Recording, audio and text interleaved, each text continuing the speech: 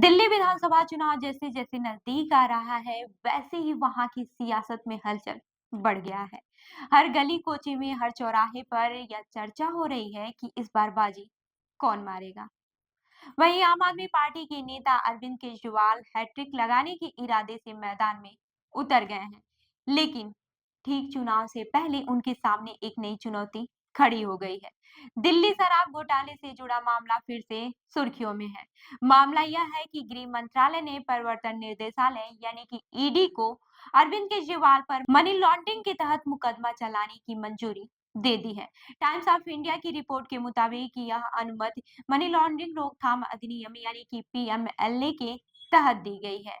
इससे पहले दिल्ली की विशेष पीएमएलए अदालत ने केजरीवाल पर आरोप तय करने पर रोक लगा दी थी। दरअसल केजरीवाल ने दिल्ली हाई कोर्ट का रुख किया था। उनका तर्क था कि बिना आवश्यक मंजूरी के ट्रायल कोर्ट ने चार्जशीट पर संज्ञान लिया।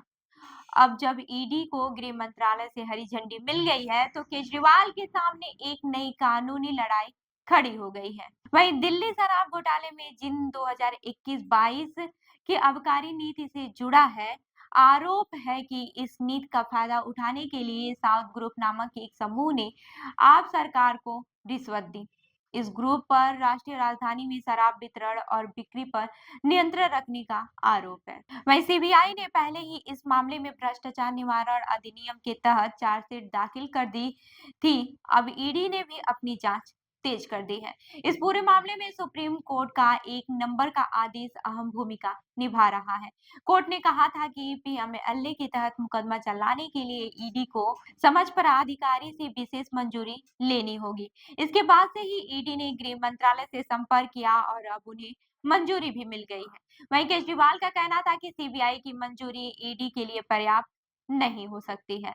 उन्होंने तर्क दिया था कि दोनों एजेंसियों के लिए अलग-अलग मंजूरी की जरूरत है।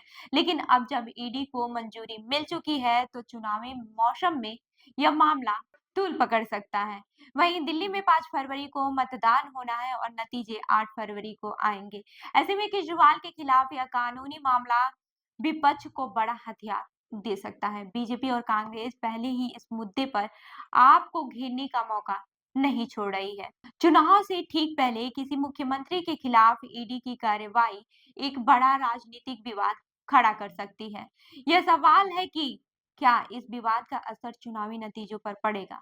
अरविंद केजरीवाल का इस मामले पर कहना है कि यह सब उन्हें बदनाम करने की साजिश है। उनका दावा है कि उनकी सरकार ने दिल्ली के विकास के लिए जो कदम उठाए हैं, विपक्ष उससे परेशान है। उन्होंने कहा चुनाव से ठीक पहले ऐसे मामले को उछालकर जनता को गुमराह करने की कोशिश की जा रही है, लेकिन दिल्ली की जनता समझदार है और वह सच और झूठ का फर्क जानती है। हालांकि बीजेपी ने इस मामले पर केजरीवाल को जमकर घेरा। उनका कहना है कि आपने दिल्ली को घोटालों का अड्डा बना दिया है। बीजेपी नेता लगातार प्रेस कॉन्फ्रेंस कर रहे हैं और केजरीवाल से इस्तीफे की मांग कर रहे हैं। कांग्रेस भी इस मौके का फायदा उठाने में पीछे नहीं है। पार्टी के नेता का कहना है कि आप और बीजेपी दोनों ही एक सिक्के के दो पहलू हैं। दिल्ली की सड़कों पर इस मुद्दे को लेकर खूब चर्चा हो रही है। एक और जहां कुछ लोग इसे राजनीति से प्रेरित मानते हैं, तो वहीं दूसरी ओर कई लोग चाहते हैं कि अगर घोटालों में सच्चाई है तो दोषियों को सजा मिले। बहरहाल मायानगर के एक दुकानदार ने कहा कि चुनाव से पहले इस तरह के मुद्दे अक्सर सामने आते हैं, लेकिन हमें देखना होगा कि असली मुद्दे क्या हैं। अब जब ईडी को मंजूरी मिल चुकी है, तो यह देखना काफी दिलचस्प होगा कि आगे क्या होता है। क्या यह मामला केजरीवाल और उनकी पार्टी के लिए मुसीबत बन जाएगा या फिर जनता को इसे सियासत खेल मारकर नजरअंदाज कर देगी। अब तो चुनावी नतीजे ही बताएंगे कि यह विवाद आम आदमी पार्टी को नुकसान पहुंचाएगा या फिर नहीं। लेकिन इतना तय है कि इस मामले में दिल्ली के राजनीति को पारे को और भी बढ़ा दिया है। तो इस खबर पर क्या है आपकी राय, हमें जरूर बताइए। मैं हूं रूबी आपके साथ और आप देख रहे हैं चंदर पर न्यूज। धन्यवाद।